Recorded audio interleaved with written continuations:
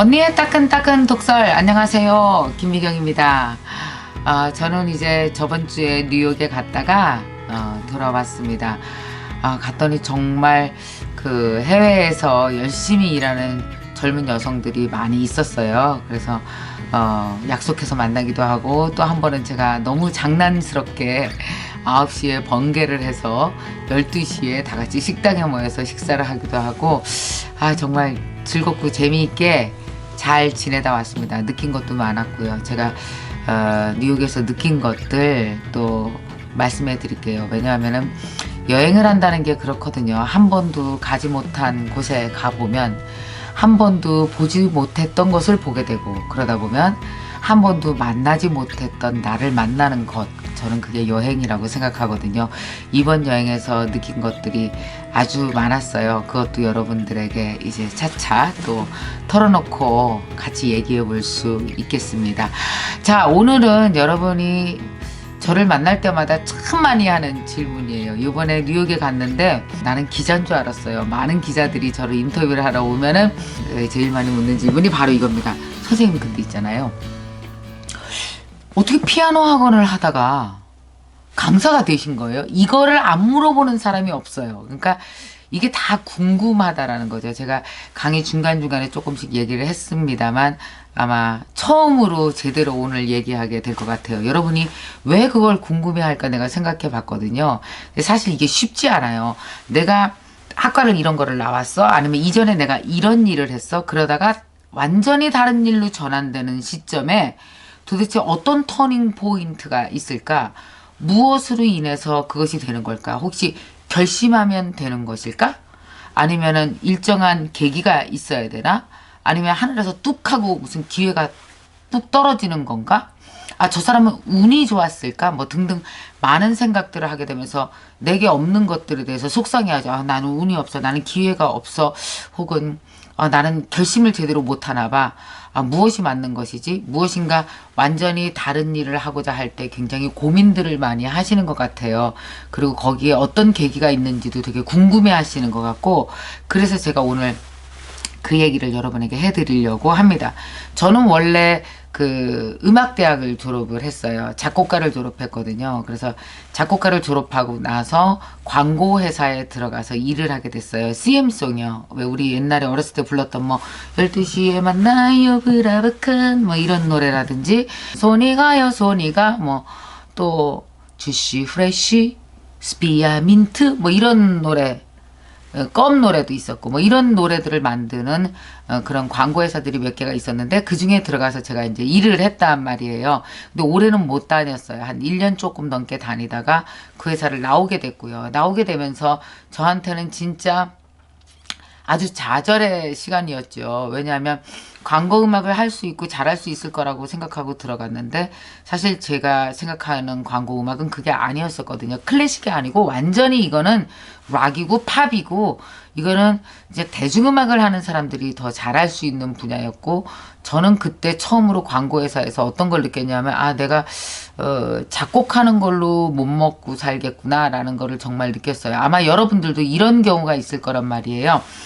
어떤 영역에 내가 들어갔어요. 내가 대학까지 졸업을 했고 그 학과에서 열심히 공부를 했고 들어갔는데, 막상 그 현장에 나가보면은 그 현장이 나랑 굉장히 맞지 않는다든지, 내가 능력을 너무 발휘를 못한다든지, 여기서 안 될 것 같다라는 느낌이 강하게 올 때가 있을 거예요. 저는 그런 걸 포기라고 부르기 때문에 죽어도 하면 안 되는 거라고 생각하지 않아요. 나는 어찌 보면은 제 인생을 이렇게 훑어보면 포기도 또 하나의 선택이었다라는 생각이 들어요. 그걸 포기했기 때문에 또 다른 선택을 할 수 있었거든요. 저는 그때 광고음악 시장을 그만두고 나와서 나한테 있는 것이 딱 하나밖에는 없었어요. 그게 바로 무엇이었냐 하면은 피아노 한 대였었거든요. 어렸을 때부터 음대 다닌다고 이렇게 뭐 증평에서 서울, 청주에서 서울로 이렇게 질질 끌고 다닌 피아노가 나한테 유일한 자산이었잖아요. 그래서 제가 뭘 했냐면은 애들 피아노 가르치는 거를 시작을 했단 말이에요. 왜냐하면 그때 결혼을 했고 나에게 가장 필요했던 것이 하나가 있었어요. 그게 뭘까요? 돈이요. 돈 벌어야 됐었거든요. 그래서 사실 애들 레슨을 시작을 했는데 저는 사실 애들 레슨하는 걸 썩 좋아하지 않아요. 왜냐하면은 그러니까 누가 물어보면 제가 장난치듯이 얘기하는데 장난 속에 사실은 진실이 있어요. 내가 제일 싫어하는 게 피아노 레슨이고 내가 두 번째 싫어하는 게 애들이라고. 정말 애들 가르치는 거 너무 힘들거든요. 막 애들 피아노 10번 쳐봐 그러면은 동그라미 치면서 머리 막 이렇게 뒤집어 까고 있고 막 이러면서 저 다쳤어요. 그럼 가보면 다 거짓말이고 제가 이걸 대학교 4학년 내내 아르바이트를 하면서 너무 지겹게 했거든요. 그래서 난 나중에 피아노 레슨은 절대로 안 해서 먹고 살 거야 라고 내가 결심을 했는데도 불구하고 또 피아노 레슨을 하게 된 거 아니에요.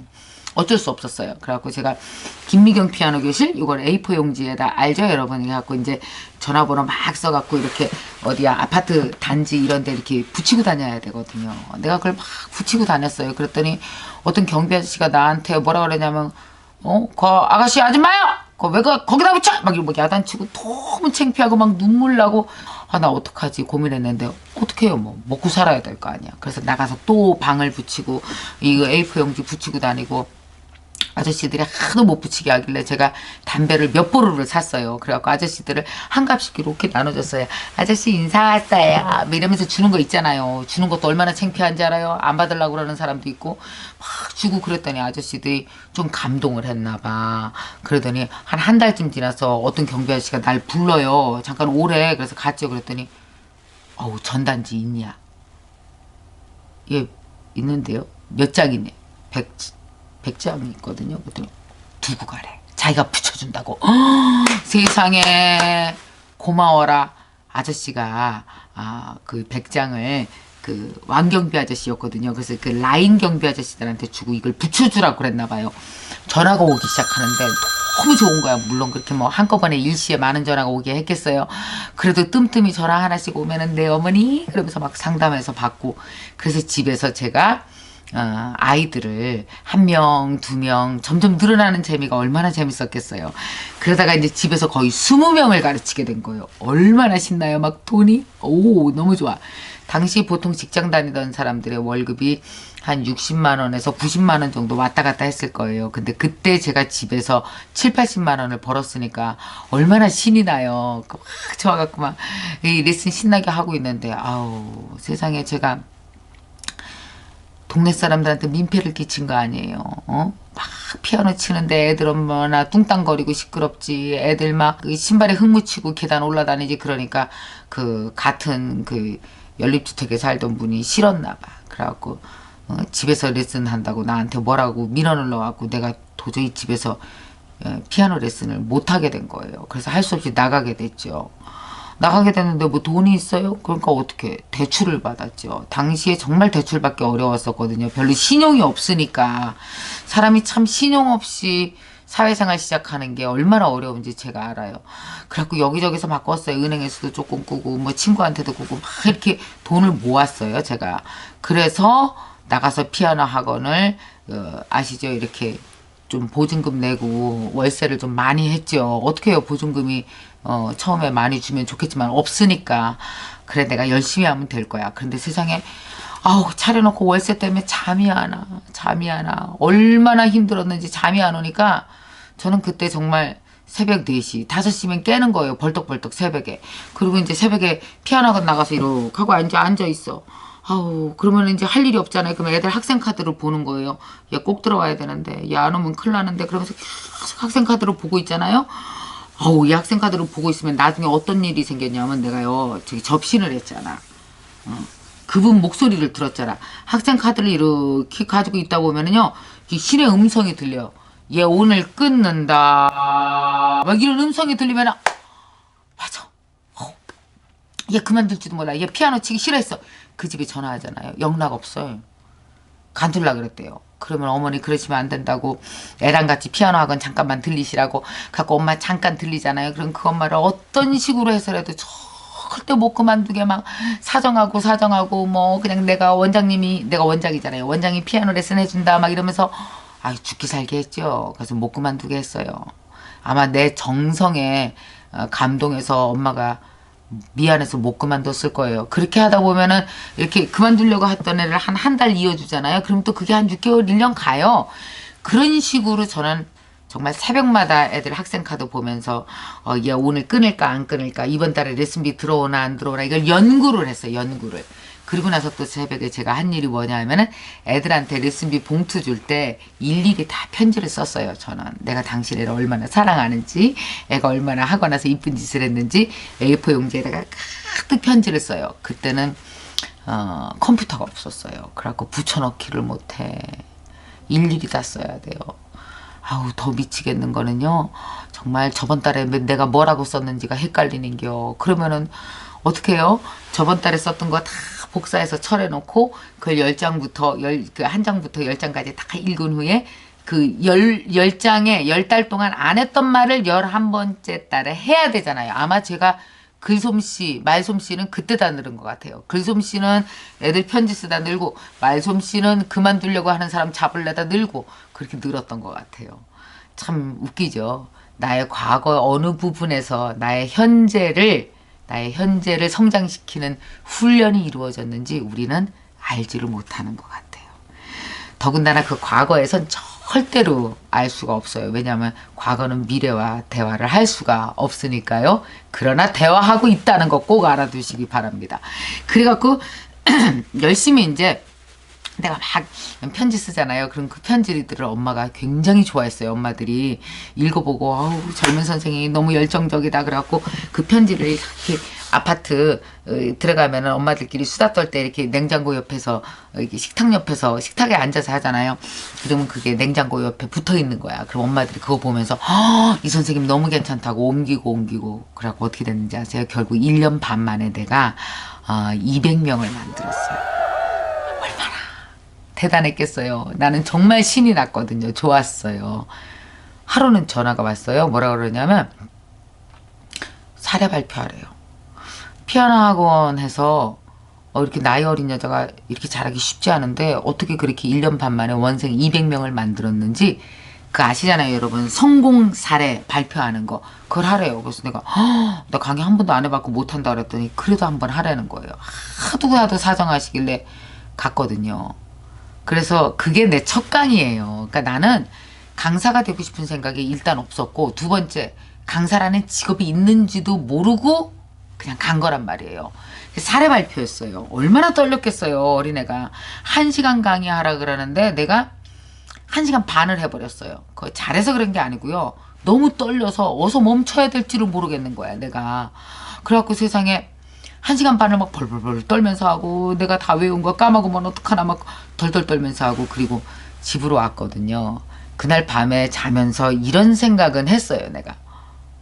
이런 게 직업이 돼? 이렇게 말하면 강사료라는 걸 주나? 이런 전문직이 세상에 있는 거야? 찾아봤죠. 있더라고요. 뭐냐면 기업체에서 강의하는 강사들, 그러니까 기업체에서 일하는 직원들을 강의하는 강사들이 있더란 말이죠. 이런 게 있구나. 그냥 생각만 했어요. 나는 피아노 학원 해야 되니까. 그래서 학원 일을 열심히 하는데 한 몇 달 있다가 또 연락이 와요. 어디 가서 강의해달라요. 그때 강의를 들었던 사람이래요. 네, 그럼 하죠. 먹으러 나가서 했죠. 다음에 몇 번은 어디서 강의가 들어왔는지 아세요? 보험회사에서 강의가 들어왔어요. 내가 했던 그 세일즈 마케팅 기법, 사실 세일즈 마케팅 기법이랄 것도 없어요. 나는 원래 음대 나와서 그런 걸 배운 적도 없어요. 그냥 몸으로 부딪히면서 이렇게 하면 되나? 그럼 부딪혀보고 이렇게 하면 될까? 그러니까 뭐냐면 100가지 방법을 동원했는데 그중에 3가지 방법이 통했던 거예요. 그게 마케팅이라고 생각해요, 나는.